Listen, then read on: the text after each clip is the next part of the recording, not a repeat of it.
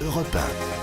Le grand direct des médias, Jean-Marc Morandini. Et le fait média du jour, c'est Le Suicide français, le livre d'Éric Zemmour qui explose les ventes en librairie. Il se vendrait, écoutez bien, à 15 000 exemplaires par jour. Jérôme Ivanichenko, bonjour. Bonjour. Vous êtes notre expert média. Alors, quelques semaines après la sortie de Merci pour ce moment de Valérie Trierweiler, c'est le livre d'Éric Zemmour qui est le nouveau phénomène littéraire de cette fin d'année. Et oui, on croyait que l'événement de l'année chez les libraires resterait le brûlot de Valérie Trierweiler, écoulé à 569 000 exemplaires à ce jour, selon les derniers relevés. Mais aujourd'hui, c'est Éric Zemmour et son essai Le Suicide français qui fait parler de lui en termes de vente.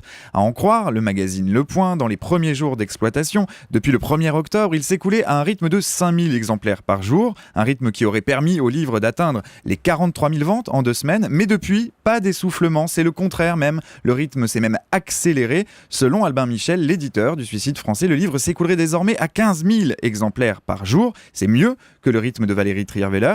Pour l'heure, 300 000 exemplaires ont été imprimés, mais la machine ne s'arrête donc pas. Et Le Point ajoute que de nombreux observateurs sont prêts à prendre les paris. Éric Zemmour pourrait atteindre des niveaux similaires, voire supérieurs à ceux de Valérie Trierweiler. Alors, est-ce que ça signifie que la promotion du livre et la promotion organisée par Éric Zemmour est réussie ? Et oui, bien sûr, il y a de ça, à l'inverse de Valérie Trierweiler, qui n'avait pas couru ce marathon médiatique, préférant la stratégie de l'effet de surprise. Éric Zemmour, lui, s'est prêté à l'exercice de la promotion, et pas qu'un peu.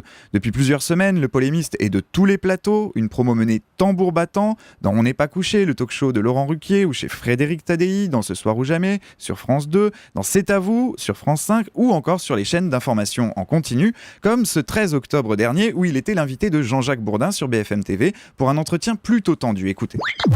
Pourquoi est-ce que je vous ai invité ? Voilà une bonne question. Oui.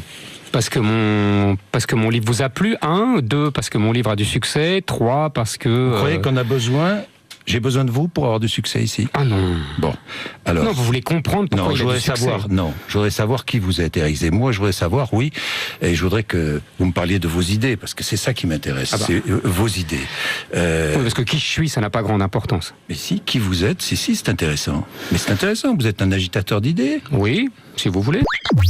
Un agitateur d'idées qui suscite le débat et incite à la polémique partout où il passe. Ouais, et si Éric Zemmour n'est pas épargné, on sent aussi qu'il ne fait rien pour calmer le jeu et qu'il cherche en permanence le clash. Oui, et cela s'apparente à une stratégie très claire pour faire parler de lui et pour faire parler de son livre. Éric Zemmour n'est pas avare de coups d'éclat, il polémique, il affronte ses détracteurs sur un ton incisif. Et ils sont nombreux, ces détracteurs. Il y a 15 jours, Libération consacrait sa une afin d'expliquer que la vision de la France d'Éric Zemmour était rance.